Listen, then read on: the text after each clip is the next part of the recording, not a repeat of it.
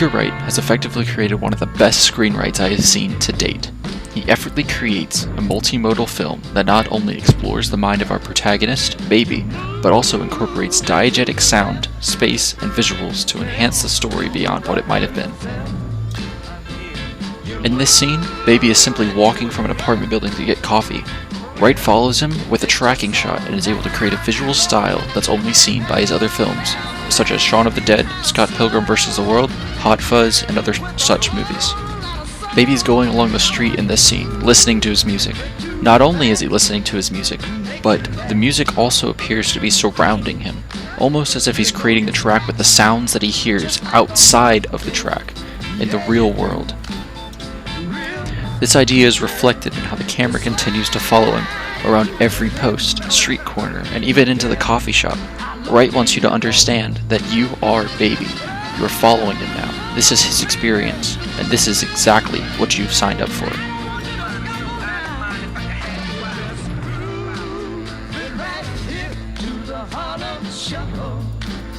Baby enters the coffee shop and takes out his earbud after he hears the muffled sound of the cashier's voice in the distance asking for his order. The camera pans towards the cashier's podium. The sound dies out when Baby takes out his earbud when the cashier's voice in the surrounding world gets louder. While Baby and the cashier are talking, the camera pans in a clockwise circle around Baby and stops at about 270 degrees from its original position. A girl has been skipping on the other side of the coffee shop windows, and the camera, by extension, Baby, is captivated. Baby receives his coffee and puts his change down on the counter. He immediately heads outside and looks for his newly found captivation of his interests. The camera continues to follow Baby while he backtracks to his starting location, seeing new graffiti, suspicious policemen, and the little too personal lives of the couple.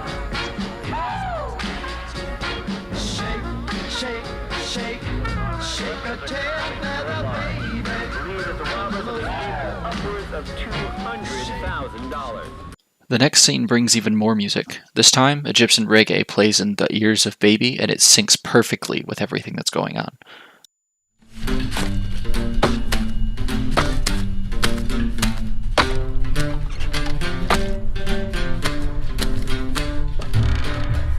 Here, the camera moves rapidly with barely more than a second in between cuts. The banter is not easily followed unless this exists.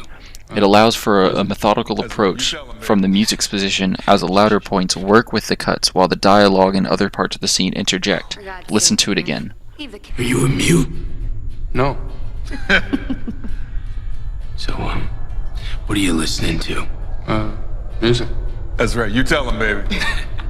Shh. For God's sakes, Griff.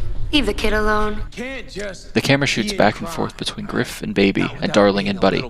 Multiple times the camera cuts and crosses the 180 line. The camera starts looking at Buddy and Darling on Baby's right. The next cut puts it slightly off-center looking at Baby for a quick cut to identical angle from the previous shot.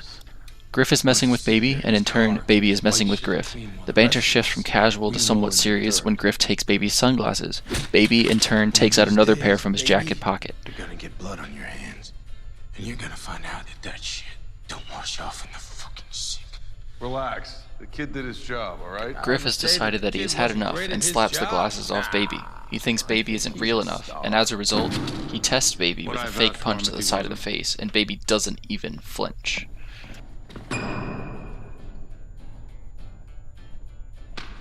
Gotta hand it to you, totem pole. Griff soon walks away, and Baby, almost as if it was planned, pulls out a third pair of sunglasses from his jacket.